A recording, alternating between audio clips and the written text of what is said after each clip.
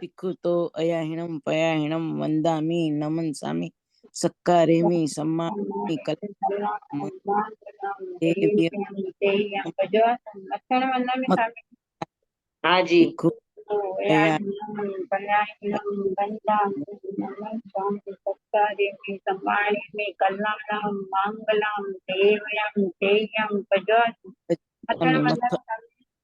हाँ जी। भिक्खु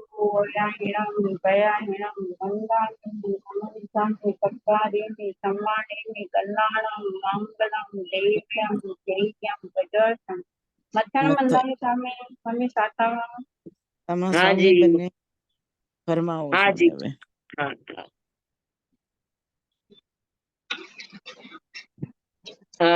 આજે આપણે ગુણસ્થાનમાં 6 પ્રકારના ભાવો, ઉદય ભાવ વગેરે, તો કર્મનું ઉદય થવો અને જે પરિણામની ધારા બને એને ઉદય ભાવ કહેવામાં આવે. તો કર્મના ઉદય ભાવ 8 કર્મનો ઉદય, અને એ ઉદયમાં જે પણ આપણને અનુભવ થાય, જે પણ વસ્તુ આપણને કર્મના ઉદયથી મળે, આ બધાને કહેવાય ઔદયિક ભાવ, ઉદય ભાવ. અને ઉદય ભાવ 1 થી 14 ગુણસ્થાન સુધી હોય, કારણ કે 1 થી 14 ગુણસ્થાન સુધી કર્મનો ઉદય ચાલુ છે. 1 થી 12 ગુણસ્થાન, 1 થી 10 ગુણસ્થાન સુધી 8 કર્મનો, 11માં 12માં 7 કર્મનો, અને 13માં અને 14માં 4 કર્મનો ઉદય. પણ ઉદય 14માં ગુણસ્થાન સુધી ચાલુ છે, એટલે ઉદય ભાવ 14 ગુણસ્થાન સુધી હોય. 1 થી 14 એ 14 ગુણસ્થાનમાં ઉદય ભાવ હોય. હવે ઉદય ભાવ થી શું શું વસ્તુ મળે?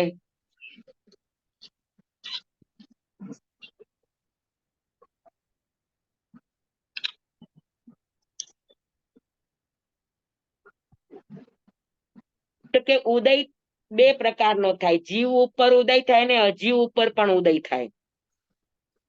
તો અજી ઔદયિક ના પણ ભાવ હોય અને જીવ ઔદયિક ના ભાવ. તો 4 ગતિ મળવી, 6 કાય મળવી, 4 કસાય મળવા, 3 વેદ મળવા, 6 લેશિયા મળવી, મિથ્યા દ્રષ્ટિપણું મળવું, અવ્રતિપણું મળવું, અસંગનીપણું મળવું, અજ્ઞાનપણું મળવું, આહારકપણું મળવું, છદ્મસ્થપણું મળવું, સહયોગીપણું મળવું, પછી સંસારમાં એટલે સંસારીપણે રહેવું, એટલે સંસારમાં રહેવાપણું મળવું, સિદ્ધ ન થાય જ્યાં સુધી કર્મ ન ઉદય ત્યાં સુધી સિદ્ધ ન થાય એટલે અસિદ્ધપણું મળવું. તો કુલ આ 32 બોલ જીવ નિષ્પન્ન ઔદયિક ભાવ છે. જીવના આધારે કર્મ ઉદયમાં આવે તો 32 વસ્તુ મળે. હા, સમજાણું?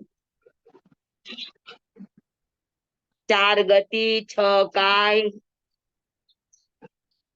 4 કસાય, 3 વેદ, 6 લેસ્યા, મિથ્યા દ્રષ્ટિપણું, અવ્રતપણું, અસંગનીપણું, અજ્ઞાન. હાજી, ધીમેથી બોલો. હા, 4 ગતિ. હા, 4 ગતિ કર્મના ઉદયથી મળે, નામ કર્મના ઉદયથી. હા, 6 કાય. હા, પૃથ્વી કાય, અપકાય, તેવકાય, વાયુકાય, વનસ્પતિકાય, ત્રસકાય. તો 6 કાય મળવી એ પણ નામ કર્મના ઉદયથી. 4 કસાય, ક્રોધ, માન, માયા અને લોભ. આ 4 કસાય મળવા મોહનીય કર્મના ઉદયથી. પછી 3 વેદ, સ્ત્રી વેદ, પુરુષ વેદ, નપુંસક વેદ. આ વેદ મળવા એ પણ મોહનીય કર્મના નો કસાય કર્મના ઉદયથી. 6 લેસ્યા. 6 લેસ્યા મળવી એ કસાય અને યોગના નિમિત્તથી. એટલે નામ કર્મ અને નો કર્મ. હા, બરાબર. મિથ્યા દ્રષ્ટિપણું મળવું, એ દર્શન મોહનીય કર્મના ઉદયથી. અવ્રતીપણું મળવું એ પ્રત્યાખ્યાના વર્ણીય કર્મના અને અપ્રત્યાખ્યાના વર્ણીય કર્મના ઉદયથી. અસંગનીપણું મળવું, હા, મન ન મળવું, અસંગનીપણું મળવું એ પણ કર્મનો ઉદય છે. અસંગનીપણું જ્ઞાનાવરણીય કર્મ. પછી સજોગી શું કહેવાય, અજ્ઞાન મળવું જ્ઞાનાવરણીય કર્મ. આહારકપણું મળવું વેદનીય કર્મ. છદ્મસ્તપણું મળવું મોહનીય કર્મ અને ઘાતી કર્મ. છદ્મસ્તપણું ચારેય ઘાતી કર્મના ઉદયથી થાય. સજોગીપણું મળવું યોગ, શરીર મળે છે નામ કર્મના ઉદયથી. સંસારમાં રહેવાપણું મળવું આઠેય કર્મના ઉદયથી. અસિદ્ધપણું આઠેય કર્મના ઉદયથી. તો આ 32 બોલ જીવ ઔદયિક ના છે. હા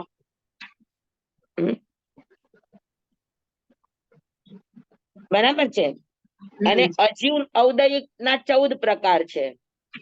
ઔદારિક શરીર એટલે ઔદારિક શરીર રૂપે જે પૂતગલ પરિણમે, તો પૂતગલ બધા આજીવ જ છે. હા, પણ એ નામ કર્મના કારણે ઔદારિક પૂતગલો ગ્રહણ કરીને ઔદારિક રૂપે પરિણમે. તો ઔદારિક શરીર રૂપે પરિણમવું, વૈક્રિય શરીર રૂપે પરિણમવું, આહારક શરીર રૂપે પરિણમવું, તેજસ શરીર રૂપે પરિણમવું. એટલે ઔદારિક શરીર અને ઔદારિક શરીર રૂપે જે પૂતગલ પરિણમે આ બે. વૈક્રિયપણે અને વૈક્રિય શરીર રૂપે જે પણ. આહારક શરીર રૂપે ને આહારક શરીર રૂપે સમયે સમયે જે પૂતગલ પરિણમે તે. એવી રીતે તેજસ અને કાર્મણ. તો 5 શરીરના 10 પ્રકાર થયા. શરીર અને શરીર રૂપે સમયે સમયે જે પૂતગલ પરિણમે તે. વર્ણ 11મું વર્ણ, 12મું ગંધ, 13મું રસ અને 14મું સ્પર્શ. આ અજીવ ઔદયિક ના ભાવ છે. સમજાણું બરાબર? અને તમે વર્ણ ગંધ રસ મેં ખુલા કરો તો 5 વર્ણ, 2 ગંધ, 5 રસ અને 8 સ્પર્શ. તો એ બધું ભેગું કરો તો 30 બોલ થાય. વર્ણ ગંધ રસ સ્પર્શ એક એક લ્યો તો 14 ભેદ. પણ વર્ણના 5, ગંધના એ બધું લ્યો તો 10 5 શરીરના અને 20 આ બોલ, એટલે કુલ 30 બોલ થાય અજીવ ઔદયિક ના. સમજાણું બરાબર? ઉદય ભાવ સમજાણો? હા હા.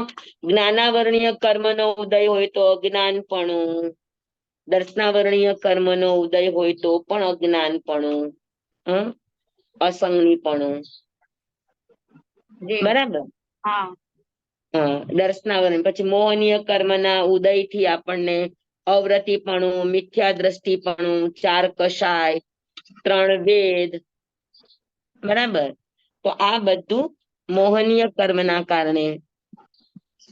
વેદનીય કર્મના કારણે આહારકપણું, લેસ્યા. લેસ્યામાં જો કે નામ કર્મ આવશે, શરીર હોય ને એટલા માટે, યોગ હોય એટલા માટે. છદ્મસ્તપણું 4 ઘાતી કર્મના ઉદયથી. તો સમજાય કે બધાને? હા તો 8 કર્મના ઉદય મળતી જેટલી પણ જીવ આધારિત, જીવ ઔદયિક અને અજીવ આધારિત, અજીવ ઔદયિક કુલ મળીને 32 અને 30 62 ભાવ ઔદયિક ભાવના છે. સમજાણું? બધાને સમજાઈ ગયું? જી સર.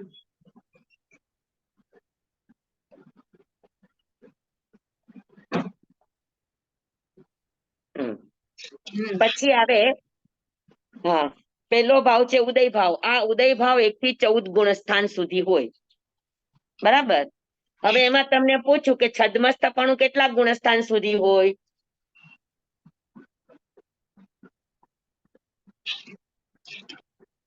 તો 12 ગુણસ્થાન સુધી. 11 સુધી ને? છદ્મસ્તપણું કેટલા ગુણસ્થાન સુધી હોય? 12 ગુણસ્થાન સુધી. 1 થી 12 ગુણસ્થાન સુધી. બરાબર? 4 કસાઈ 10 ગુણસ્થાન સુધી 1 થી 10. 1 થી 10 ગુણસ્થાન સુધી. 3 વેદ. વેદ 13 ગુણસ્થાન સુધી. હા 13 1 થી 9 વેદ 9 ગુણસ્થાન સુધી. 9મા ગુણસ્થાનકના છેલ્લા સમયમાં અવેદી થઈ જાય એટલે વેદ 1 થી 9 ગુણસ્થાન સુધી. લેસ્યા 1 થી 13 11 ને લેસ્યા 1 થી 13 ગુણસ્થાન સુધી. મિથ્યા દ્રષ્ટિપણું પહેલું ત્રીજું ને ચોથું. ચોથું નહીં, પહેલું ને ત્રીજું બે જ. મિથ્યા દ્રષ્ટિપણું ખાલી પેલું જ ગુણસ્થાન. અચ્છા પેલું ત્રીજું ગુણસ્થાન છોડો એટલે મિથ્યા દ્રષ્ટિ છૂટી ગઈ. ત્રીજું અજ્ઞાની નું. મિશ્રપણું છે, મિશ્ર દ્રષ્ટિ છે. અચ્છા ત્યાં દ્રષ્ટિ ને મિશ્ર દ્રષ્ટિ. અવ્રતિપણું 1 થી 4 1 થી 4 ગુણસ્થાન. અસંગનીપણું 1 થી 5. હા 1 થી 5 નહીં, 5 શું? માં 1 થી 4 જ. અસંગનીપણું પેલું એક જ. 14મું બી ગણવાનું. પેલું અને બીજું. પેલું ને બીજું. પેલું અને બીજું અસંગનીપણું પેલા ગુણસ્થાનમાં હોય અને બીજા ગુણસ્થાનની અંદર અપર્યાપ્ત વિકલેન્દ્રિય જીવોને હોય છે ને શાસ્ત્રાદન સંકેત. અજ્ઞાન પેલું ને ત્રીજું. અજ્ઞાન પેલું ને ત્રીજું ગુણસ્થાન. આહારકપણું 1 થી 13 1 થી 13 ગુણસ્થાન સુધી ઉદય. બરાબર. છદ્મસ્થપણું 1 થી 10 છદ્મસ્થપણું 1 થી 12. જ્ઞાનાવરણીય દર્શનાવરણીય અને અંતરાય કર્મ છે ત્યાં સુધી છદ્મસ્ત છે. સહયોગીપણું 1 થી 13. 1 થી 13 ગુણસ્થાન. સંસારમાં રહેવાનું 1 થી 14 1 થી 5. 1 થી 14 અને અસિદ્ધપણું પણ 1 થી 14.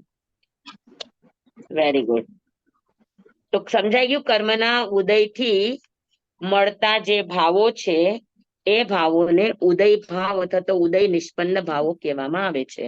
અને કર્મના ઉદય 1 થી 14 ગુણસ્થાન સુધી છે. કર્મની અપેક્ષાએ ગણીએ તો જ્ઞાનાવરણીય દર્શનાવરણીય અંતરાય 1 થી 12 ગુણસ્થાન સુધી ઉદયમાં છે. તો જ્ઞાનાવરણીય કર્મના ઉદયથી જે મળે એ બધું તમને 1 થી 12 ગુણસ્થાન સુધી મળે. જ્ઞાનાવરણીય દર્શનાવરણીય કે અંતરાય કર્મ. હા અસુસ્તુ થાય, દાનાંતરાય, લાભાંતરાય, ભોગાંતરાય, ઉપભોગાંતરાય, વીર્યાંતરાય, આ કોઈ પણ અંતરાય, આ બધા જ કર્મ ઉદયમાં ક્યાં સુધી હોય તો કે 1 થી 12 ગુણસ્થાન સુધી હોય. બરાબર. પછી વેદનીય કર્મ 1 થી 14 ગુણસ્થાન સુધી ઉદયમાં હોય. મોહનીય કર્મ 1 થી 10 ગુણસ્થાન સુધી હોય. આયુષ્ય કર્મ, નામ કર્મ, ગોત્ર કર્મ 1 થી 14 ગુણસ્થાન સુધી ઉદયમાં હોય. પણ સ્વામી 14મા ગુણસ્થાને તો સિદ્ધ થઈ જાય ને? 14મા ગુણસ્થાન કે હજુ બાકી છે. 5 રસ્વ અક્ષર જેટલા હજુ સંસારમાં છે અયોગીપણે. અચ્છા શરીર છે પણ શરીરના ભાવો નથી. બરાબર. એને કહેવાય શું કહેવાય યોગાસીન. યોગની ઉપર આસીન થઈ ગયા. અચ્છા.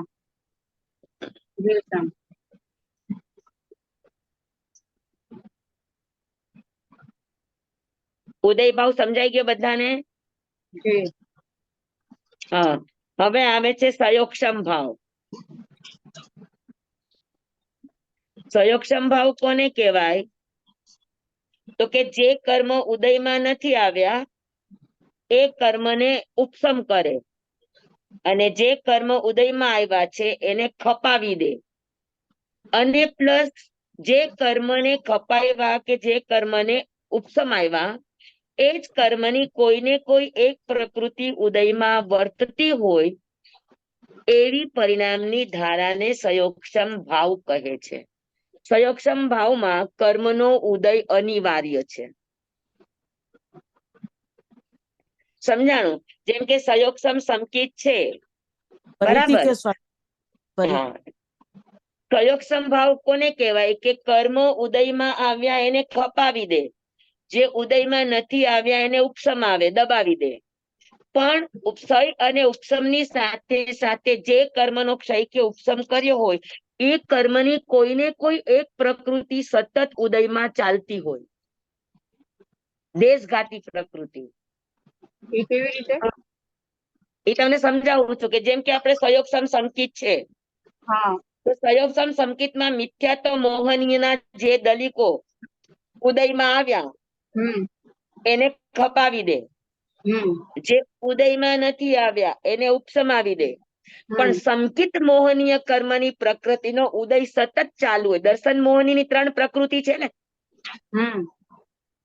તો મિથ્યાત્વ મોહની અને મિશ્ર મોહની આ બંને કર્મ પ્રકૃતિ જે ઉદયમાં આવી એને ખપાવે, જે ઉદયમાં નથી આવી એને દબાવે, ઉપસમ કરે.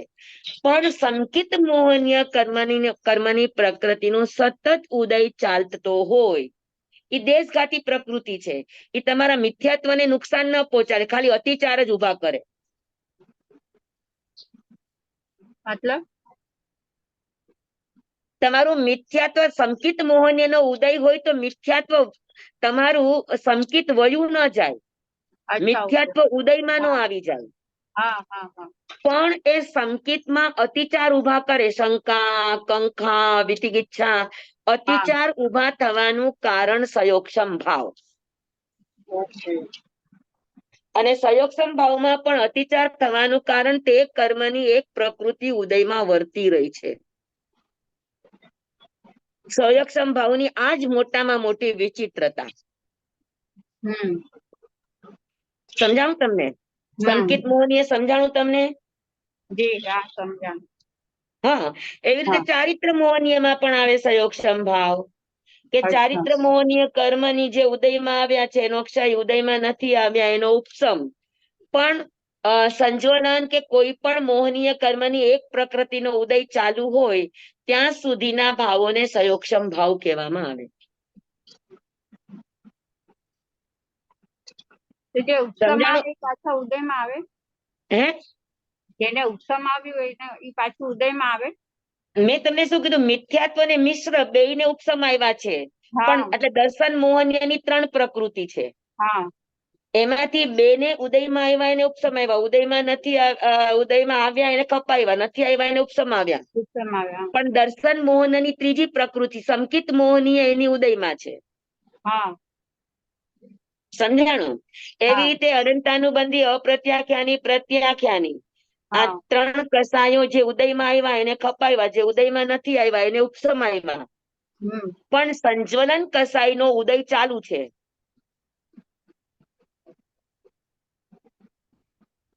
સંજ્વલન, ક્રોધમાન, માયા, લોભમાંથી કોઈનો પણ ઉદય ચાલુ છે તો આ સમયે એનું ચારિત્ર પડીવાય નથી થતું, પણ ચારિત્રની અંદર અતિચાર લાગે. અચ્છા, હા હા, બરાબર. સમજાણું તમને? હા હા હા. હા, શ્રાવક નું હોય તો એને અનંતાનુબંધી અપ્રત્યાખ્યાના વર્ણી કર્મ ઉદયમાં આવ્યા એને ખપાવ્યા, ઉદયમાં નથી આવ્યા એને દબાવ્યા. પણ પ્રત્યાખ્યાની અને સંજ્વલન આ 8 પ્રકૃતિ ઉદયમાં ચાલુ છે. હા. તો આ કર્મ પ્રકૃતિ ઉદયમાં ચાલુ હોય તો એનાથી કઈ શ્રાવક પણ વયું નથી જતું. અચ્છા. પણ ચારિત્ર મોહનીય કર્મની પ્રકૃતિ હોવાથી એમાં અતિચાર લાગે. અતિચાર લાગે. સમજાણું? જી જી. સંયોગક્ષમ ભાવ સમજાણો? હા સર. હા, એવી રીતે મતિ જ્ઞાન, શ્રુત જ્ઞાન, અવધિ જ્ઞાન, મનઃપર્ય જ્ઞાન આ 4 જ્ઞાન સંયોગક્ષમના છે. હા તો મતિ જ્ઞાનાવરણીય, શ્રુત જ્ઞાનાવરણીય, અવધિ જ્ઞાનાવરણીય, મન અપર્ય જ્ઞાનાવરણીય, જેને 4 જ્ઞાન છે જેની પાસે, તો એને મતિ, શ્રુત, અવધિ, મન અપર્ય 4 જ્ઞાનમાં જે જ્ઞાનાવરણીય કર્મ ઉદયમાં આવ્યા એને કપાવ્યા, જે ઉદયમાં નથી આવ્યા એને ઉપસમ આવ્યા, પણ કેવળ જ્ઞાનાવરણીય કર્મનો ઉદય સતત ચાલુ છે. હા જી સમજાણું? હા તો હા, તો એ શું થયા? સંયોગ સંભાવ થયો? હા થયો કે નહીં? થયો. સમજાય છે તમને મારી વાત? તો સંયોગક્ષમ ભાવની અંદર તે જ કર્મની કોઈ પણ દેશઘાતી પ્રકૃતિનો ઉદય સતત ચાલુ હોય, હા, ક્ષય અને ઉપસમથી જે ગુણ પ્રગટ થાય એને નુકસાન ન મીન્સ એને ઈ મટાડી ન શકે, પણ એમાં ઈ અંતરાય દોષ કરી. પેદા કરી શકે. જંબાઈ દમ બચ્ચા મિલે મીણકરમ હા. અચક્કરમ, જે જ્ઞાનના અતિચાર છે એ જી. અતિચાર લાગી શકે, હા હા કારણ કે કેવલ જ્ઞાનાવરણીય કર્મની પ્રકૃતિ ઉદયમાં છે. હમ સમજાણું બરાબર? સંયોગ સંભાવ બધાને સમજાણો?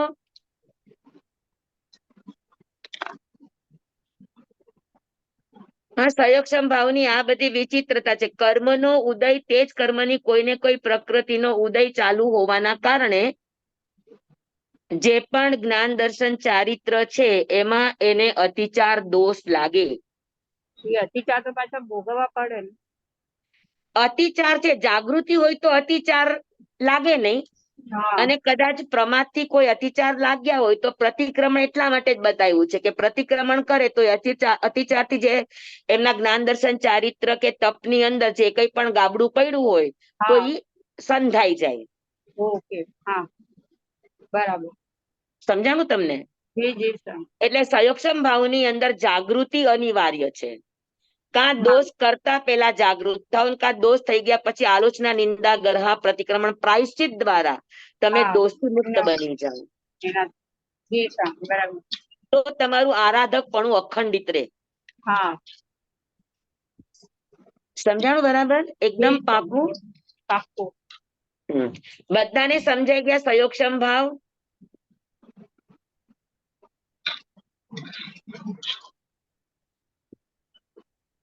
હા, જાગૃત ન હોય તો ગમે ત્યારે પણ સંયોગક્ષમ ભાવની અંદર તમારો ગોટો વળી જાય. હા આપણને લાખ બધું યાદ હોય પણ કોક વાર એવું બને કે આપણે બોલવા જાવ ને આપણે ભૂલાઈ જાય. સંયોગક્ષમ ભાવની આ જ વિચિત્રતા હોય, કારણ કે એમાં ઈ કર્મની પ્રકૃતિ ઉદયમાં છે. ગમે ત્યારે પણ ઉદયમાં આવીને ગોટાળો કરી શકે. તમે અગર જાગ્રત નથી, તમે અગર સાવધાન નથી, તો તમને ગમે ત્યાં પણ એ ગમે તે રીતે પણ લગાડી દે. હા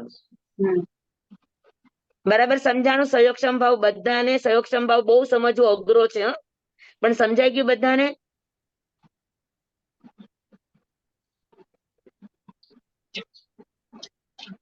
નથી સંયોગ સમજાયું કોઈ અવાજ એકથી 12 નથી. ગુણસ્થાન હોય. હા, બધાને સમજાયું? જરા અનમ્યુટ થઈને બોલો. હાજી નહીં, જો સમજાણું. સમજાઈ ગયું હોય તો સારી વાત છે, સમજાઈ ગયું હોય તો સારી વાત છે.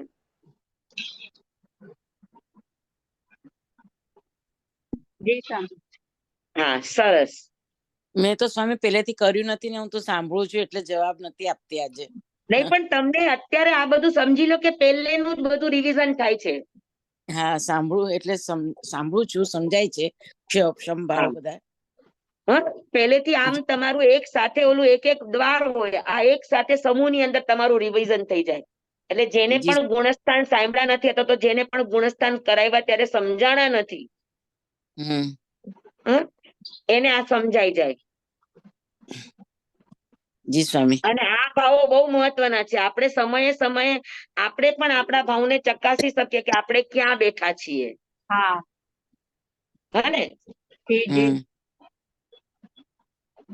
તો જ્ઞાન, ચાર જ્ઞાન, 3 અજ્ઞાન, આ બધું જ સંયોગક્ષમ ભાવ છે. તો સંયોગક્ષમ ભાવ 12 ગુણસ્થાનમાં હોય, 1 થી 12 ગુણસ્થાન, બરાબર? અને સંયોગક્ષમ ભાવથી શું મળે? તો કે છદ્મસ્થના 10 ઉપયોગ, એટલે કેવળ જ્ઞાન, કેવળ દર્શન છોડીને 4 જ્ઞાન, 3 અજ્ઞાન અને 3 દર્શન. ચક્ષુ દર્શન, અચક્ષુ દર્શન અને અવધિ દર્શન આ પણ સંયોગક્ષમ ભાવ છે. તો 10 ઉપયોગ કેવળ જ્ઞાન, કેવળ દર્શન છોડીને તો મતિ જ્ઞાન, શ્રુત જ્ઞાન, અવધિ જ્ઞાન, મનપર્ય જ્ઞાન આ જ્ઞાન શેના કારણે મળે તો કે સંયોગક્ષમ ભાવના કારણે મળે. ચક્ષુ દર્શન, અચક્ષુ દર્શન, અવધિ દર્શન તો કે સંયોગક્ષમ ભાવ મળે. મતિ અજ્ઞાન, શ્રુત અજ્ઞાન, વિભંગ જ્ઞાન તો કે આ પણ સંયોગક્ષમ ભાવથી મળે. તો સંયોગક્ષમ ભાવથી શું મળે તો કે 10 પ્રકારના ઉપયોગ કેવળ જ્ઞાન અને કેવળ દર્શન છોડીને. પછી 3 દ્રષ્ટિ, હા, મિથ્યા, મિશ્ર અને સમ્યક. પછી પ્રથમના 4 ચારિત્ર, સામાયિક ચારિત્ર, છેદોપસ્થાપનીય ચારિત્ર, પરિહાર, વિશુદ્ધ ચારિત્ર અને પ્રથમના 4 ચારિત્ર, સામાયિક ચારિત્ર, છેદોપસ્થાપનીય ચારિત્ર, પરિહાર, વિશુદ્ધ ચારિત્ર અને સૂક્ષ્મ સંપ્રાય ચારિત્ર. પણ સૂક્ષ્મ સંપ્રાય ચારિત્ર તો ઉપસમ હતો તો ક્ષપક ભાવ હોય. ઠીક છે, આગળ જોશું. પ્રથમના 4 ચારિત્ર શ્રાવકપણું એટલે 5મું ગુણ સ્થાન, દાનાદિ 5 લબ્ધિ, દાન, લાભ, ભોગ, ઉપભોગ અને વીર્ય 5 લબ્ધિ. પછી 3 વીર્ય, બાળ વીર્ય, પંડિત વીર્ય અને બાલ પંડિત વીર્ય. પછી 5 ઇન્દ્રિય, 5 ઇન્દ્રિય જે આપણે વાપરીએ છીએ તો 5 ઇન્દ્રિય જે વાપરીએ છીએ એ પણ સંયોગક્ષમ ભાવ જ છે, ઇન્દ્રિયની લબ્ધિઓ. તો 5 ઇન્દ્રિય. પછી 12 અંગનો અભ્યાસ, 12 અંગનો અભ્યાસ શ્રુત જ્ઞાન છે તો શ્રુત જ્ઞાન સંયોગક્ષમ ભાવે છે એટલે 12 અંગનો અભ્યાસ. 9 પૂર્વનું અથવા તો 14 પૂર્વનું જ્ઞાન. ઉપસમ ભાવ, આ ઉપસમ આચાર્યની પ્રતિમા. ઉપસમ કેમ લીધું?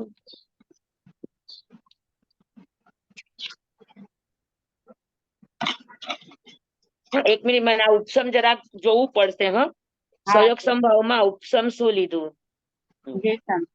એટલે જે ઉદયમાં ન હોય કર્મનો ઉપસમ હોય એટલે હા, એટલે જ હોઈ શકશે પણ છતાં ઉપસમ લખ્યું છે એટલે એકવાર હું સમજી લઈશ બરાબર. છે તો એવી જ રીતે કે જે કર્મ ઉદયમાં નથી આવ્યા એને ઉપસમ આવે. પછી આચાર્યની પ્રતિમા, આચાર્ય જે પડીમાં વહન કરે તો આ 46 બોલ સાયોક્ષમિક ભાવથી ઉત્પન્ન થાય. સમજાણું બધાને બરાબર?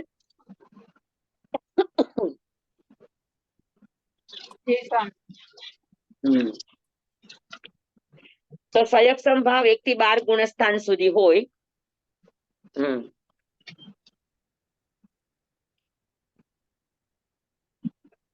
ઇન્દ્રિયનો ઉપયોગ પણ 1 થી 12 ગુણસ્થાન સુધી હોય. 13મા ગુણસ્થાન કે અનિન્દ્રિય કહેવાય.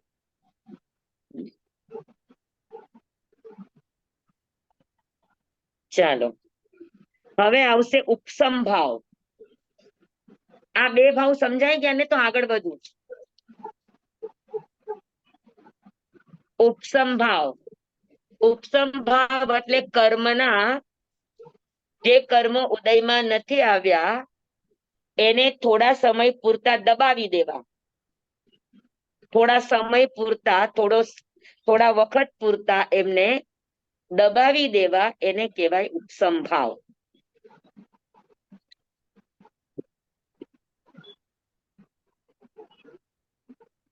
બરાબર છે? તો ઉપસમ ભાવ અને ઉપસમ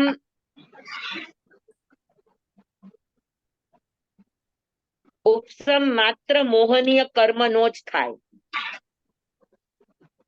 એટલે મોહનીય કર્મનો થતો હોવાથી ઉપસમ ભાવની શરૂઆત 4થા ગુણસ્થાનથી થાય. એટલે ઉપસમ ભાવના ગુણસ્થાન 4 થી 11. એટલે જ્યાં સુધી મોહનીય કર્મ 11 ગુણસ્થાન સુધી સત્તામાં પડ્યા છે, 11મા ગુણસ્થાનકે ઉદયમાં નથી પણ સત્તામાં પડ્યા છે, એટલે એનો ઉપસમ થયેલો છે. તો ઉપસમ એટલે કર્મના ઉદયને દબાવવાથી મોહનીય કર્મની પ્રકૃતિમાંથી કોઈ પણ પ્રકૃતિને દબાવવાથી જે ભાવ ઉત્પન્ન થાય એ ભાવને ઉપસમ ભાવ કહેવામાં આવે. તો ઉપસમ ભાવથી શું શું મળે? હા, તો કે ચાર કસાય.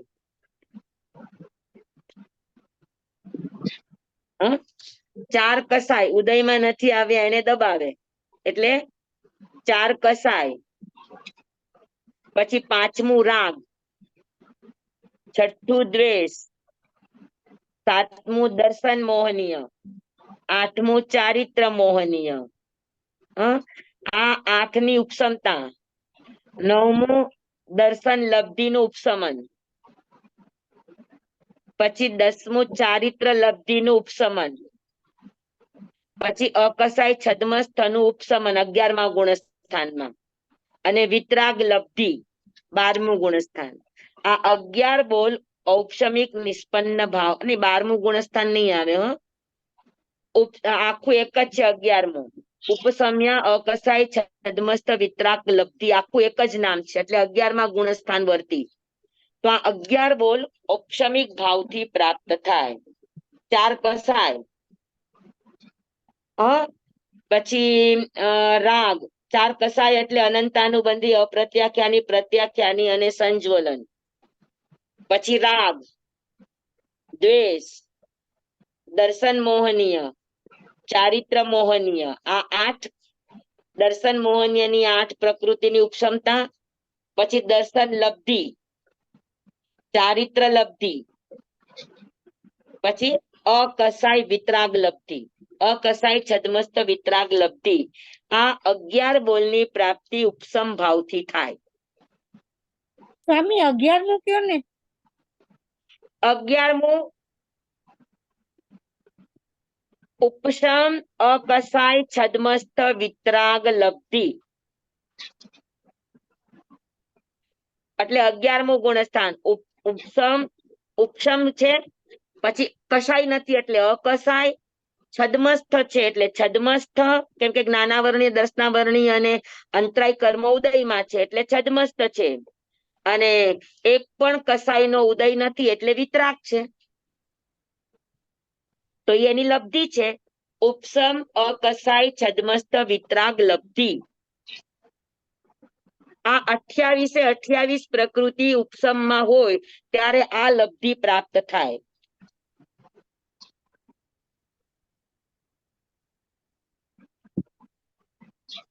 સમજાય ગયું બરાબર?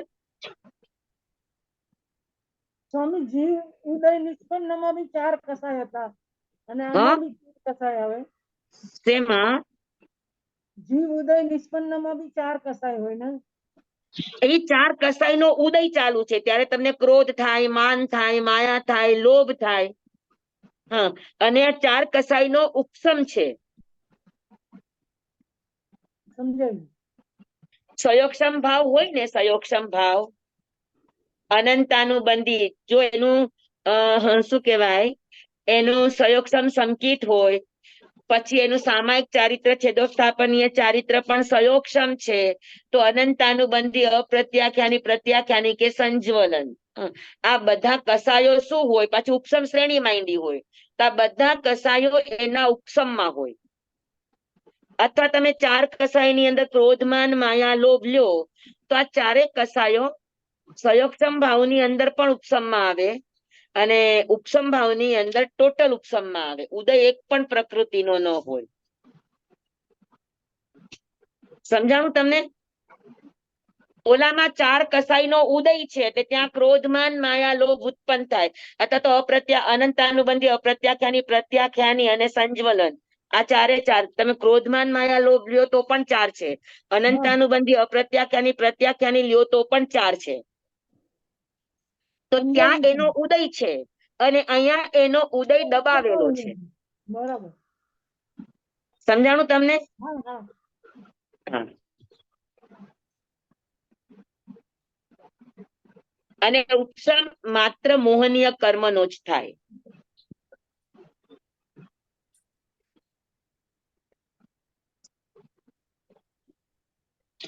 સયોક્ષમ 8 કર્મનો થાય, ઉદય 8 કર્મનો થાય. આ બધું ધ્યાન રાખજો. હા, તો સયોક્ષમ ભાવ 12 ગુણસ્થાન સુધી, 1 થી 12 ગુણસ્થાન, અને ઉપસમ ભાવ 4 થી 11 ગુણસ્થાન, એટલે 8 ગુણસ્થાન. અને હવે 5મો ભાવ આવે છે પારિણામિક ભાવ.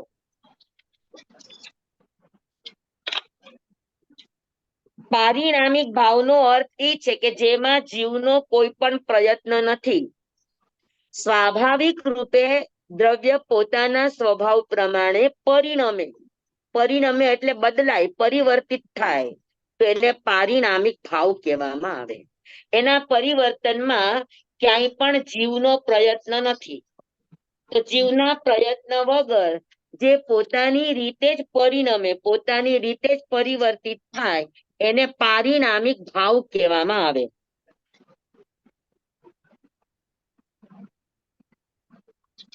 બરાબર છે? તો પારિણામિક ભાવ 1 થી 14 ગુણસ્થાનમાં પણ હોય ને સિદ્ધમાં પણ હોય. હા, ઉપસમ ભાવ, સયોક્ષમ ભાવ, ઉદય ભાવ સિદ્ધમાં ન હોય, પણ પારિણામિક ભાવ સિદ્ધમાં હોય.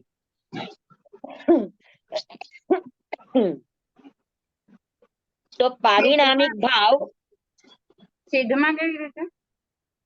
હા, સિદ્ધમાં કેવી રીતે? કેમ સિદ્ધમાં કેવળ જ્ઞાન, કેવળ દર્શન 2 ગુણ છે, એમાં પરિણમન ચાલે ને, છઠાણ વડિયા. હા હા બરાબર. હા, હા, જ્ઞાનનું, જ્ઞાન હા. હોય ત્યારે દર્શન ન હોય, દર્શન હોય ત્યારે જ્ઞાન ન હોય, તો આ બદલાય કોના કારણે? હા હા હા બરાબર. પારિણામિક ભાવના કારણે. જી સર. હા?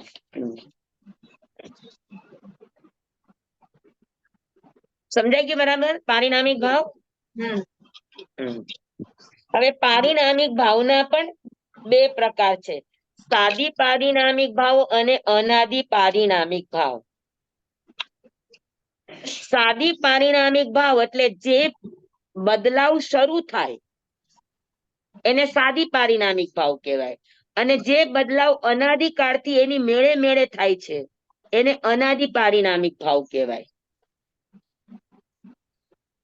હા, સમજાણું? તો અનાદિ પારિણામિક એટલે જેનો બદલાવ અનાદિકાળથી ચાલે છે, પણ બદલાવ એની મેળે જ થાય છે, કેમ કે પારિણામિક ભાવ છે. એના બદલાવમાં કોઈ પણ બીજા દ્રવ્ય ઇન્ટરફિયર નથી થતા. જે પોતાના દ્રવ્યના મૂળભૂત સ્વભાવને લઈને પરિણમન પામે છે એ પારિણામિક ભાવ છે. તો જે અનાદિકાળથી જે પરિણમન એની મેળે ને મેળે ચાલતું જ રહ્યું છે એને કહેવાય અનાદિ પારિણામિક ભાવ. જેમ કે ધર્માસ્તિકાય, અધર્માસ્તિકાય, આકાશાસ્તિકાય, જીવાસ્તિકાય, પૂદગલાસ્તિકાય, કાળ દ્રવ્ય, ભવ્યપણું, અભવ્યપણું, લોક, અલોક, આ બધું એની રૂપે જ પરિણમે છે. એમાં કોઈ પણ અનાદિકાળથી એ બદલાય છે, પણ એના બદલાવમાં કોઈ નિમિત્ત નથી. સમજાણું બરાબર? આને કહેવાય એમ કે આ પરિણમન હંમેશા ચાલુ છે. 6 દ્રવ્ય, ભવ્ય, અભવ્ય, લોક અને અલોક, 4 બોલા, એટલે કુલ 10 છે એ અનાદિ પારિણામિક ભાવ છે. સમજાણું? અને સાદી પારિણામિક જેમ કે ગોળ જૂનો બની જાય તો શું બની જાય? દારૂ બની જાય. જૂનો ગોળ, જૂનો દારૂ, જૂનું ઘી, જૂના ચોખા,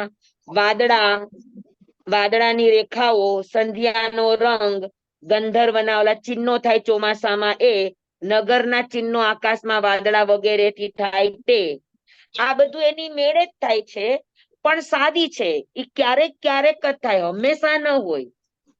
જેનું પરિણમન હંમેશા ચાલુ છે એ અનાદિ, પણ જેનું પરિણમન ક્યારેક ક્યારેક થાય, ક્યારેક હોય ક્યારેક ના હોય, એને સાદી પારિણામિક કહેવાય. સમજાણું? જૂનો ગોળ એ પણ એની મેળે જૂનો થાય એટલે એમાં પરિણમન શરૂ થઈ જાય. પછી જૂનો દારૂ, જૂનું ઘી જેમ જેમ જૂનું થાય તો એમાં પણ એનું પરિણમન એના વર્ણગંધ, રસ, સ્પર્શ બદલવા માંડે. પછી જૂના ચોખા, પછી વાદળા આ બધું એની મેળે જ થાય છે. સંધ્યાના રંગો, ગંધર્વના ચિહ્ન કે નગરના ચિહ્નો, આ બધું આકાશમાં થતું છે. પછી ઉલ્કાપાત, દિશાદાહ, ગર્જના, વીજળી, પછી ઓલા કડાકા બોલે ઈ કડાકા, પછી બાલ ચંદ્રમા, આકાશમાં યક્ષના ચિહ્ન, પછી કાળી ધુવર ઉડવી, ઉજળી ધુવર ઉડવી, અને રજોગાત, આખું વાતાવરણ ધૂળિયું ધૂળિયું થઈ જવું. પછી ચંદ્રનું ગ્રહણ, સૂર્યનું ગ્રહણ, ચંદ્ર જળકુંડે, સૂર્ય જળકુંડે, એક વખતે બે ચંદ્ર બે સૂર્ય દેખાવા, ઇન્દ્રધનુષ, પાણી ભર્યા વાદળા, મચ્છના ચિહ્નો, વાંદરાના ચિહ્નો, આ બધું આકાશમાં થતું છે.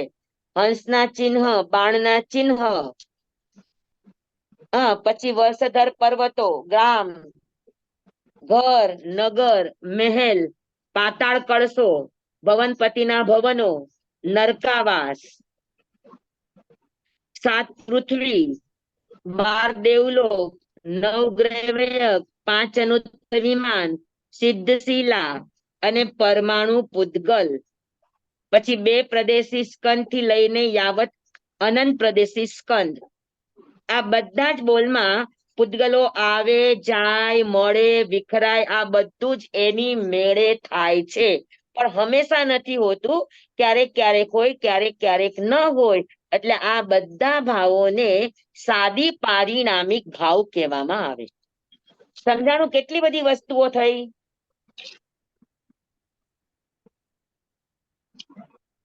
લગભગ બધું જ આવી ગયું ને. હા, પેલા જૂની બધી વસ્તુઓ થાવી તે, હા પછી આકાશ સંબંધી બધી વસ્તુ થાય તે, પછી ક્ષેત્ર, પર્વત, નદી, નાળા વગેરે જે શાશ્વતો છે, પાતાળ કળશો, ભવનપતિના ભવનો, નરકાવાસો, વાણવ્યંતરો, પછી દેવના વિમાનો, 9 ગ્રહવ્યક, 5 અનુત્તર વિમાન, આ બધા વિમાનો, સિદ્ધશિલા, પછી પરમાણુ પૂતગલ થી લઈને અનંત પ્રદેશી સ્કંદ સુધી બધા જ.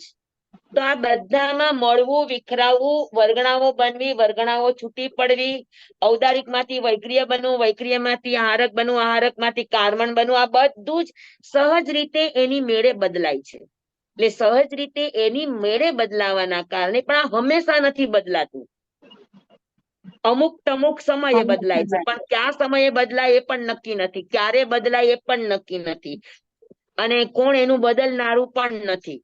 તો આને બધાને કહેવાય સાદી પારિણામિક ભાવ. સમજાણું બધાને? જી સર. તો પારિણામિક ભાવ, જીવના પારિણામિક ભાવ 1 થી 14 ગુણસ્થાન સુધી હોય. બરાબર છે?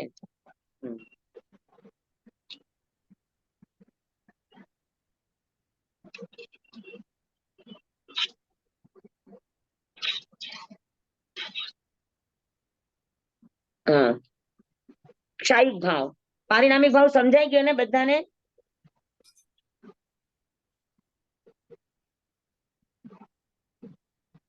હા, ભવ્યપણું, અભવ્યપણું, આ બધા પારિણામિક ભાવો છે, આ બધા સમજાઈ ગયા ને?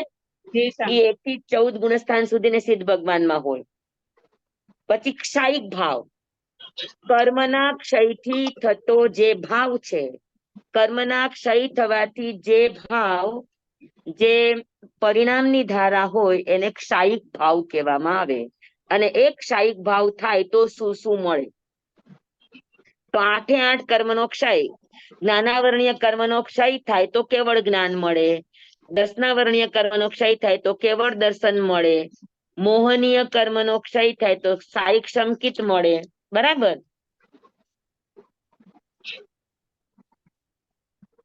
તો એવી રીતે ક્ષાયિક ભાવ 4થા ગુણસ્થાનથી શરૂ થાય અને 14 ગુણસ્થાન સુધી હોય. તો 4 થી 14 ગુણસ્થાન ક્ષાયિક ભાવના, એટલે 11 ગુણસ્થાન અને સિદ્ધપણું. હા, 8 કર્મના ક્ષય થવાથી સિદ્ધપણું મળે, તો સિદ્ધપણું આ ક્ષાયિક ભાવ છે. સિદ્ધમાં ક્ષાયિક ભાવ હોય, કેવળ જ્ઞાન, કેવળ દર્શન.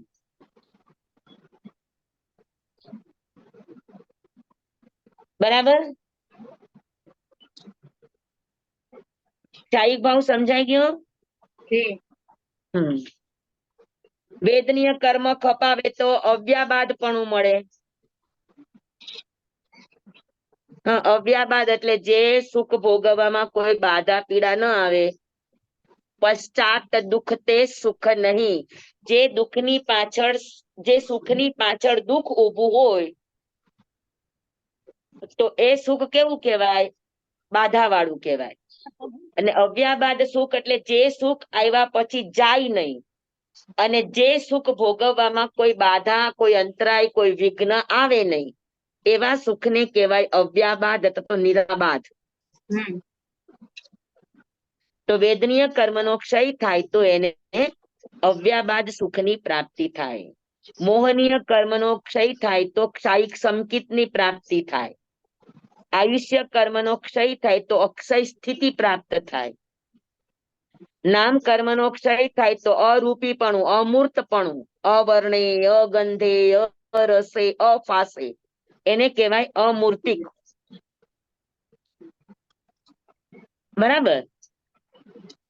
પછી ગોત્ર કર્મનો ક્ષય થાય તો અગુરુ લઘુપણું. અગુરુ લઘુ આત્માનો ગુણ છે તો અગુરુ લઘુપણું પ્રાપ્ત થાય. અને અંતરાય કર્મનું ખપે તો એને અનંતુ વીર્ય પ્રાપ્ત થાય.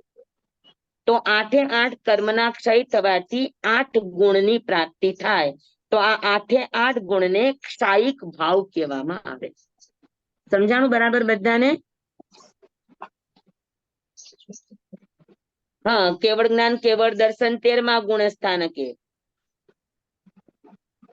વેદનીય કર્મ, આયુષ્ય કર્મ, નામ કર્મ, ગોત્ર કર્મ 14મા ગુણ સ્થાનકે ખપાવે. મોહનીય કર્મ 10મા ગુણ સ્થાનમાં ખપાવે.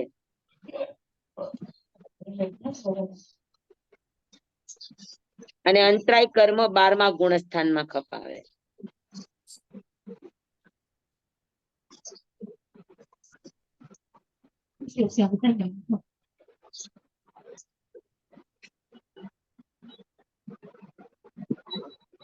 ખચરકો આવ્યો.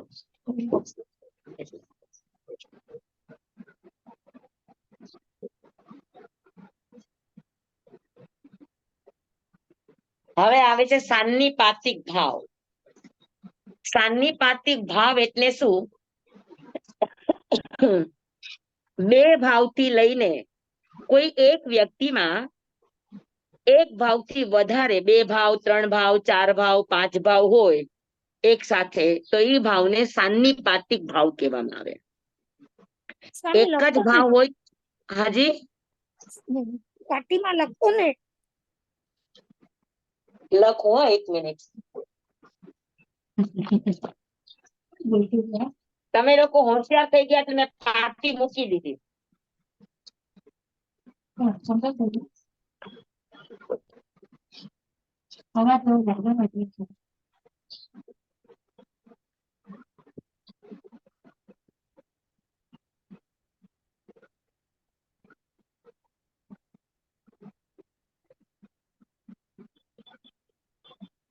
સાન્નિપાતિક ભાવ.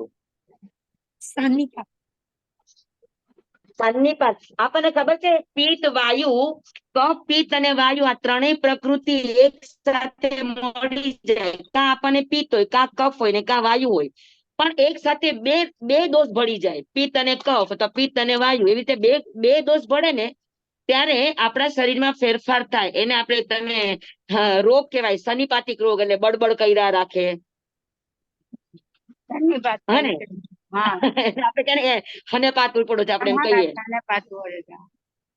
તો એ સનેપાત જ એટલે સન્નિપાતિક. સન્નિપાતિક નો અર્થ એ છે કે 1 થી વધારે ભાવ ભેગા થાય એને સન્નિપાત કહેવાય. તો કોઈ પણ જીવમાં ખાલી એક ભાવ તો હશે જ નહીં. હવે જેમ કે અત્યારે આપણે જ છીએ તો આપણે કર્મનો ઉદય ચાલુ છે કે નથી ચાલુ? ચાલુ છે. તો ઉદય ભાવ છે કે નહીં? પછી આપણે ઇન્દ્રિય વગેરે વાપરીએ છીએ, જ્ઞાન અજ્ઞાન બધું આપણે સમજી લો. સમ્યક દ્રષ્ટિ નથી અને મિથ્યા દ્રષ્ટિ છે તો આપણામાં અજ્ઞાન તો છે. મતિ અજ્ઞાન, શ્રુત અજ્ઞાન. તો અજ્ઞાન છે એટલે આપણી પાસે સંયોગક્ષમ ભાવ પણ છે, ઇન્દ્રિય વાપરીએ છીએ એટલે. બરાબર. પછી આપણે જીવ છે, ભવ્યપણું છે એટલે પારિણામિક ભાવ પણ છે આપણેમાં, છે કે નહીં? હા, તો આ 3 ભાવ અત્યારે આપણી પાસે છે વર્તમાનમાં. ઉદય ભાવ ચાલુ છે, સંયોગક્ષમ ભાવ ચાલુ છે અને પારિણામિક ભાવ ચાલુ છે. તો આ 3 ભાવ આપણામાં છે, તો અત્યારે આપણામાં કયો ભાવ કહેવાય? સન્નિપાતિક. સન્નિપાતિક ભાવ કહેવાય. સન્નિપાતિક એટલે 3 ભાવનું મિશ્રણ.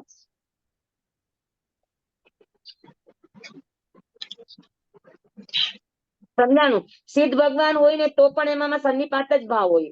એક જીવમાં એક ભાવ ક્યારેય ન હોય. સિદ્ધ જીવોની અંદર ક્ષાયિક ભાવ છે અને પારિણામિક ભાવ છે. તો 2 ભાવ છે, તેને પણ સન્નિપાતિક ભાવ કહેવામાં આવે. સમજાણું બધાને? ઉપસમ ભાવ હોય તો ઉપસમ, સંયોગક્ષમ, ઉદય અને પારિણામિક 4 ભાવ હોય. સંકિત ક્ષાયક છે પણ ચારિત્ર ઉપસમ સંયોગક્ષમ છે.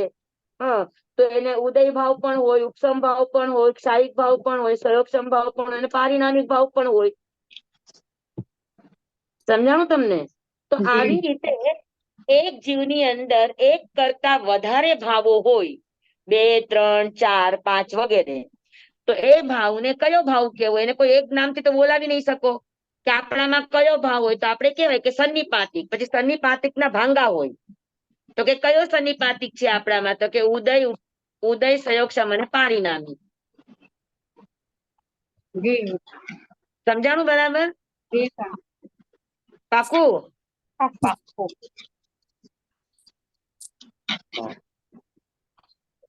તમારે એના ભાંગા શીખવા છે?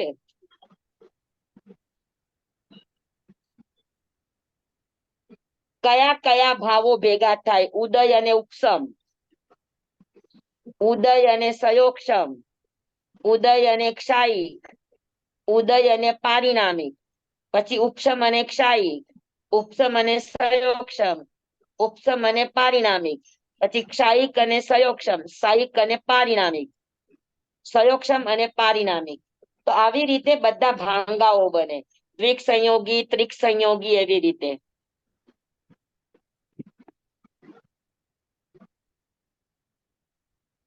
હા, શીખવા છે કે જવા દો? શીખડાવો સર. થોડુંક અઘરું થશે પણ વાંધો નહીં ને? ના. હા. કે સાન્નિપાતિકના કેવી કેવી રીતે ભાંગા બને? 2 ભાવ, 3 ભાવ, 4 ભાવ, 5 ભાવ, એવી રીતે. ચાલો આપણે શીખીએ. હા, હમ. સાન્નિપાતિક ભાવ એટલે ઓછામાં ઓછા 2 ભાવ હોય. બરાબર? તો ઓછામાં ઓછા 2 ભાવ હોય તો ભાવ કુલ કેટલા છે? 5 ભાવ છે. હા. સન્નિપાતિક છઠ્ઠો છે પણ બાકી 5 ભાવ છે. તો પેલો ઉદય ભાવ છે. તો પેલા ઉદય ભાવની સાથે બધા ભાવ જોડી દો. ઉદય ભાવ એની સાથે ઉપસમ ભાવ, બરાબર. પછી ઉદય ભાવ એની સાથે ક્ષાયિક ભાવ,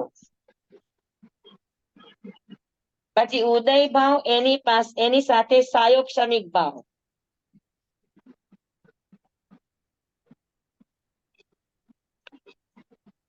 ઉદય ભાવ અને એની સાથે પારિણામિક ભાવ. આ ઉદય સાથે 4 ભાવ થઈ ગયા. હમ. પાટીમાં સમજાણું? ઉદય ભાવની સાથે 4 ભાવ લીધા. જી સર. હવે ઉપસમ ભાવની સાથે લ્યો.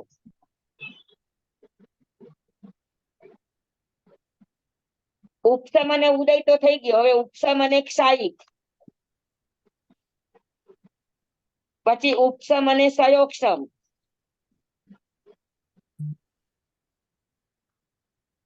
ઉપસમ અને પારિણામિક. પારિણામિક.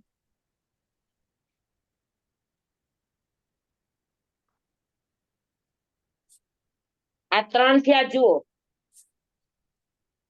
હમ. ઉપસમ અને ઉદય ઉપર આવી ગયું છે એટલે ફરી પાછું ન લીધું આપણે. બરાબર. હવે ક્ષાયિક ની સાથે લ્યો.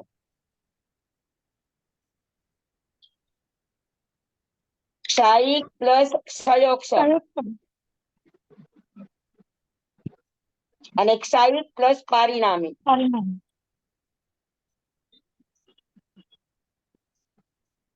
બરાબર. આ બે આવ્યા અને પછી ક્ષયોક્ષમ. ને પરિણામિક. Yes, very good.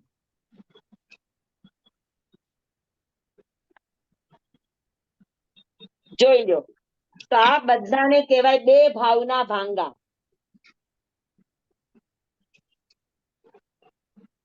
સમજાય ગયું બરાબર? હા. બધાને સમજાઈ ગયું જી સમ કે કોને નથી સમજાણું?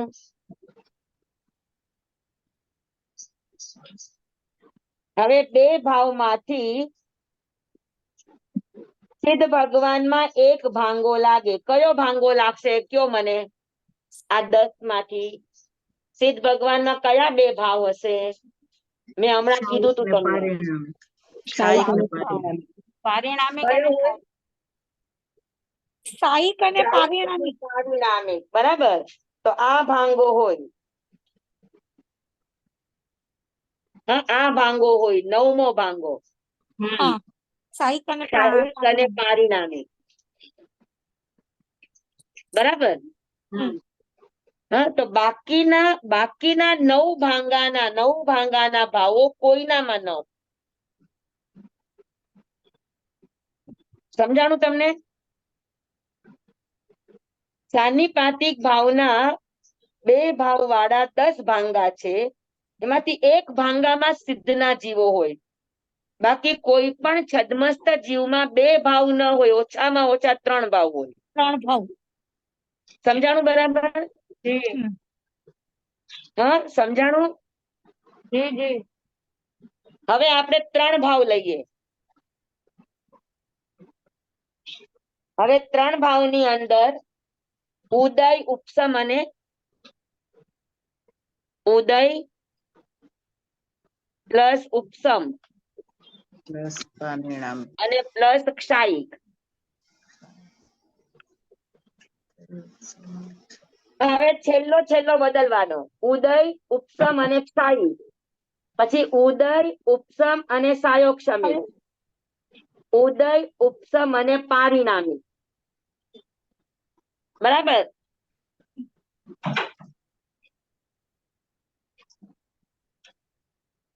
તમે લખો એટલે તમારા પાકા થાય.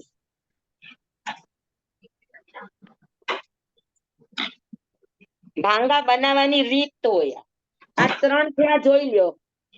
ઉદય, ઉપસમ, ક્ષાયિક. ઉદય, ઉપસમ, સયોક્ષમ. ઉદય, ઉપસમ, પારિણામિક. હવે આ ઉપસમ બદલો. આ બદલી લીધા. હવે ઉપસમ બદલો. ઉપસમ ની જગ્યાએ ક્ષાયિક લખો. ઉદય, ક્ષાયિક અને સયોક્ષમ. ક્ષયોક્ષમ. પછી ઉદય, ક્ષાયિક અને પારિણામિક. બે ભાવ થઈ ગયા. હવે ક્ષાયિક બદલો.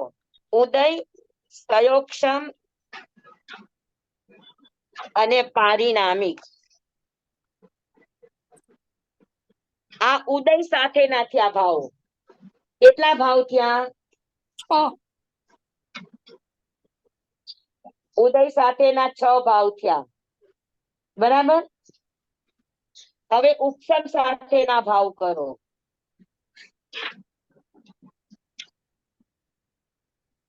ઉપસમ, ક્ષાયિક, સયોક્ષમ. ઉપસમ, ક્ષાયિક, પારિણામિક.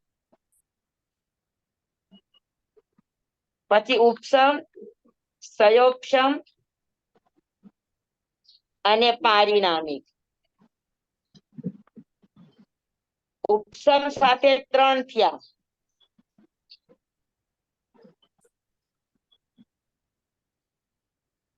જુઓ હમ ઉપસમ સાથેના 3. હમ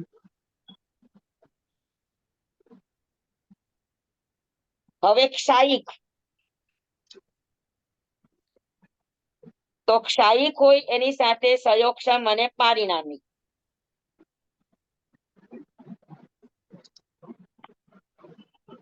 તો 3 ભાવના કેટલા સંયોગ થયા? 10 થયા. ઉદયના 3 અને ઉદયના 6, પછી ઉપસમના 3 અને 3 9 અને ક્ષાયિક નો 1 એટલે 10.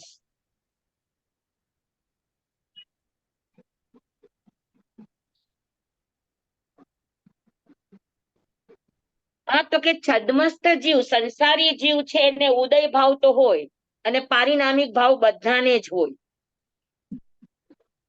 તો ઉદય અને પારિણામિક ભાવ, 2 ભાવ તો રહેવાના જ છે.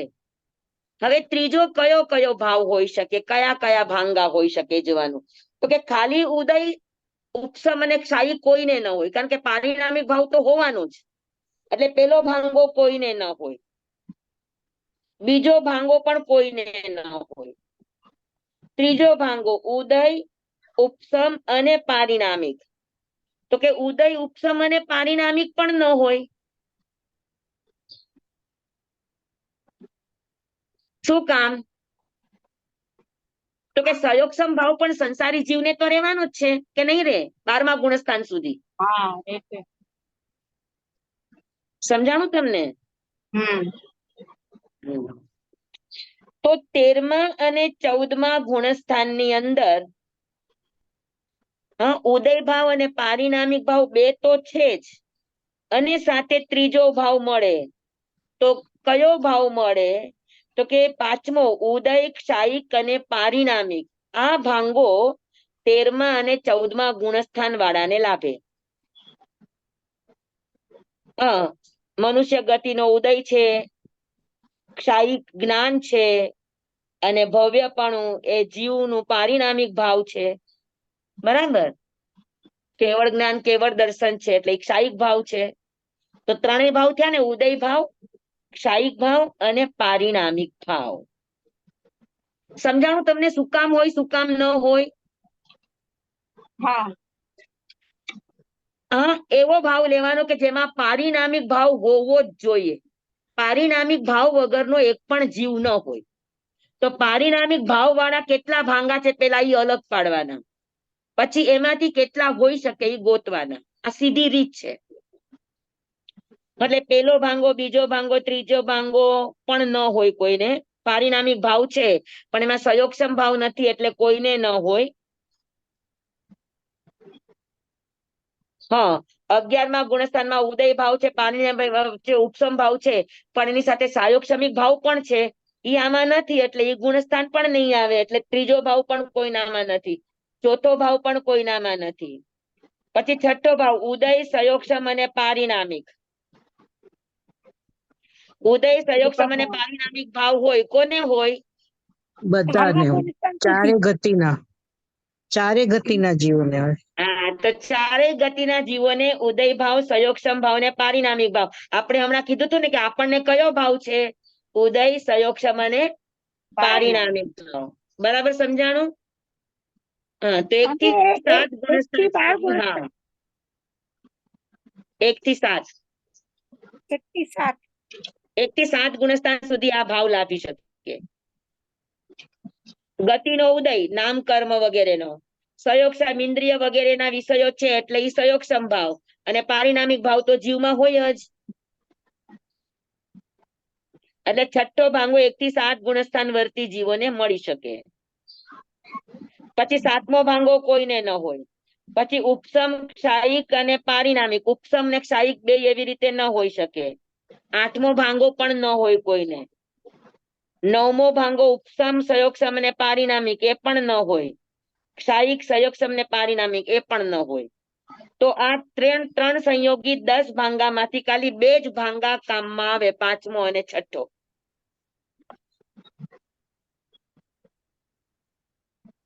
સમજાણું? સમજાણું બધાને? જી સ્વામી.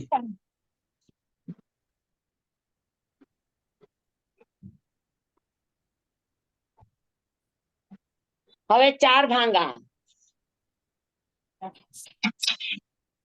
ઉદય, ઉપસમ, ક્ષાયિક અને સંયોગક્ષમ, આ 4 ભાવ. પછી ઉદય અને પારિણામિક. બરાબર. પછી હવે ઉદય, ઉપસમ, સંયોગક્ષમ અને પારિણામિક. બરાબર. પછી ઉદય, ઉપસમ ની જગ્યાએ ક્ષાયિક, ક્ષાયિક, સંયોગક્ષમ અને પારિણામિક.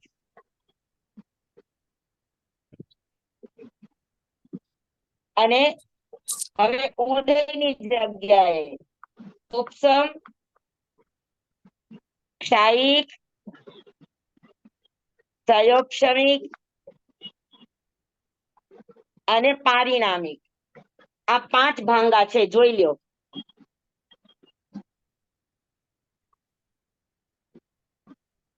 દેખાતું નથી. સ્વામી પાટી નીચે કરો ને. આ જુઓ, હવે દેખાય છે? હા.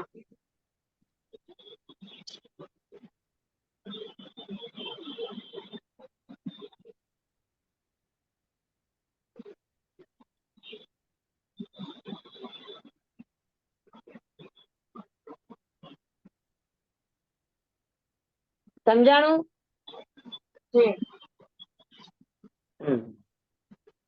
હવે આ 5 ભાંગામાંથી કયો કયો ભાંગો લાગે? ઉદય, ઉપસમ, સાયિક અને સંયોગક્ષમિક ન લાગે, કારણ કે પારિણામિક ભાવ તો હોવો જ જોઈએ. ઉદય, ઉપસમ, ક્ષાયિક અને પારિણામિક એ પણ ન લાગે, કેમ કે ઉદય છે, ઉપસમ છે, તો ઉપસમ ભાવ 11 ગુણસ્થાન સુધી જ હોય. તો 11મા ગુણસ્થાનકના ભાવ હોય ત્યાં સંયોગક્ષમ ભાવ હોવો પણ જરૂરી છે, કેમ કે સંયોગક્ષમ ભાવ 12 ગુણસ્થાન સુધી છે. તો એ ભાંગો પણ ન હોય. પછી ઉદય, ઉપસમ, સંયોગક્ષમ અને પારિણામિક, ત્રીજો ભાવ ઉદય, ઉપસમ, સંયોગક્ષમ અને પારિણામિક ભાવ, તો કે આ ભાવ પણ ન હોય. હા, કારણ કે ઉપસમ ભાવ છે એ 7 ગુણસ્થાન સુધી જ હોય. હા, એટલે ત્યાં આગળ ઉદય, ઉપસમ, સંયોગક્ષમ અને પારિણામિક ભાવ, આ ભાંગો પણ ન લાભે કોઈને.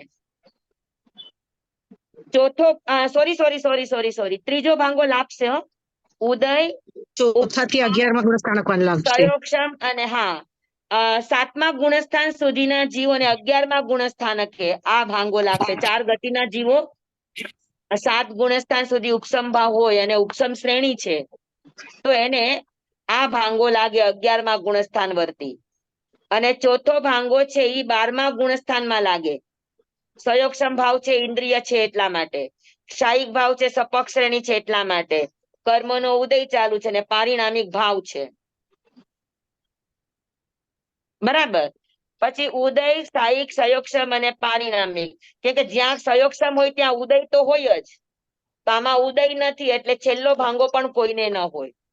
તો 4 ભાવના ભાંગામાં ત્રીજો અને ચોથો ભાંગો હોય. એક ઉપસમ શ્રેણીની અપેક્ષાએ ત્રીજો ભાંગો અને સપક્ષ શ્રેણીની અપેક્ષાએ ચોથો ભાંગો. સમજાઈ ગયું?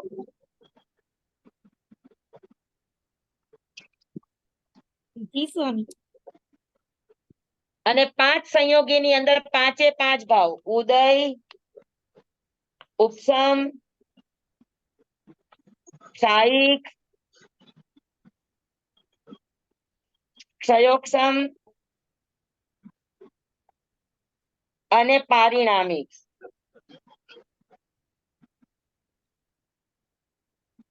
હા, તો આ 5 ભાવ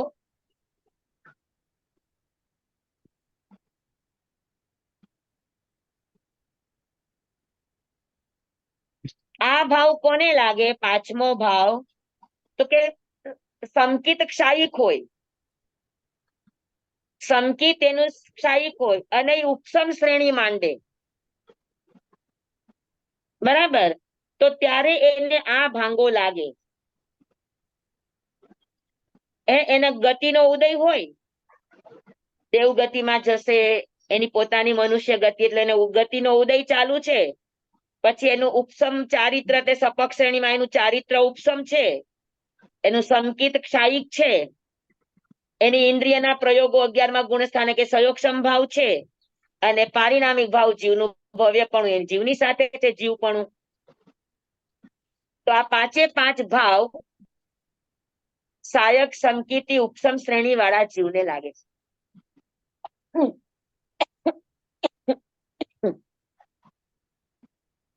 સમજાય ગયું બધાને? જી સ્વામી. તો સાન્નિપાતિક ભાવના કુલ 20 ભાંગા થયા. અરે 26 ભાંગા થયા, સોરી. સાન્નિપાતિક ભાવના 26 ભાંગા, એમાંથી 6 ભાંગા જીવને કામમાં આવે છે, બાકીના 20 ભાંગા છે એ જીવને કામમાં આવતા નથી. જીવને 6 કામમાં આવ્યા. કયા કયા?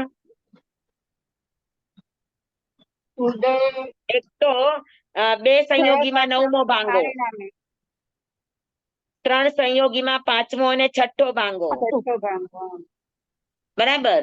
4 સંયોગીમાં 3જો અને 4થો ભાંગો, અને 5 સંયોગીનો 1 ભાંગો. આ 6 ભાંગા જ જીવને કામમાં આવે છે, બાકીના બધા જ ભાંગા જીવને કામમાં આવતા નથી. સમજાણું? જી સ્વામી. તો આ સાન્નિપાતિક ભાવ, આજે આપણો ટાઈમ 5 વાગી ગયા. મેં આજ મોડું શરૂ કર્યું, એટલે આપણો રોજના ટાઈમ પ્રમાણે 1.25 કલાક.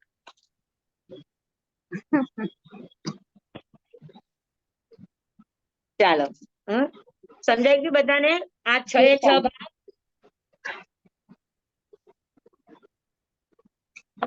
જંવાયદમ વચામિનમ વિણકરમ ચક્રમ પયહિનમ વિનયહિનમ જોગહિનમ ઘોષહિનમ સુટ્ટુદિનમ દુટ્ટુ પડીચ્યમ અકાલે કૌ સજ્જાઉ કાલે ન કૌ સજ્જાઉ અસજ્જાય સજ્જાયમ સજ્જાય ન સજ્જાયમ.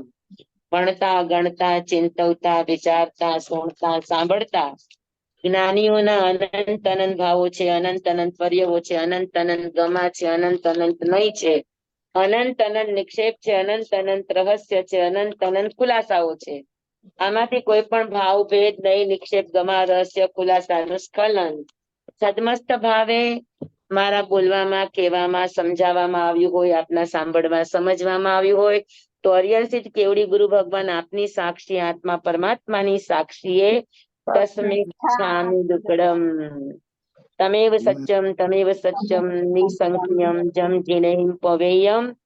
તમેવ સત્યમ નિસંખ્યમ જમ જીનેહિમ પવેયમ. તમેવ સત્યમ નિસંખ્યમ જમ જીનેહિમ પવેયમ. સેવમ ભંતે સેવમ ભંતે સેવમ ભંતે. બોલો ભગવાન મહાવીર સ્વામી કી જય. પૂજ્ય ગુરુદેવ કી જય.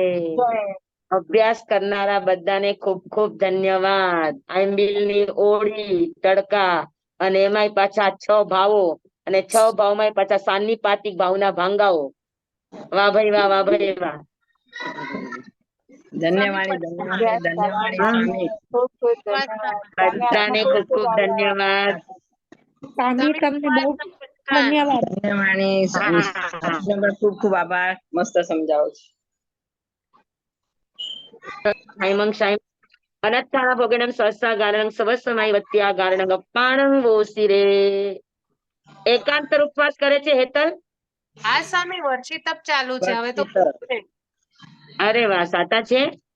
હા સ્વામી, આપના આશીર્વાદ દેવ. તપસ્યા કરને વાલે કો धन्यवाद धन्यवाद धन्यवाद। वर्षी तप करने वाले को धन्यवाद धन्यवाद धन्यवाद। आइंबिल की होली करने वाले को धन्यवाद। धन्यवाद हाँ, गुणस्थान सीखने वाले को धन्यवाद। सिखाने वाले को वाले को धन्यवाद धन्यवाद धन्यवाद ચાલો, સરસ સરસ, બધાને ખૂબ ખૂબ ધન્યવાદ। હા જી, આનંદ છે, હા હા જી। હમણાં ઓલા ઇન્દિરાબેન જે ગુણસ્થાન વાળા છે એ ક્યાં સુઈ ગયા છે? હા એ હમણાં આઈએમબી લોડી કરવા જાય છે એટલે એ કે બપોરના મારે શિબિર ને બધું અચ્છા હોય છે. અચ્છા, બરાબર, ઓકે ઓકે, ચાલો ભલે, બધાને જય જિનેન્દ્ર। જય જિનેન્દ્ર, શાપામાં જય સ્વામી। જિનેન્દ્ર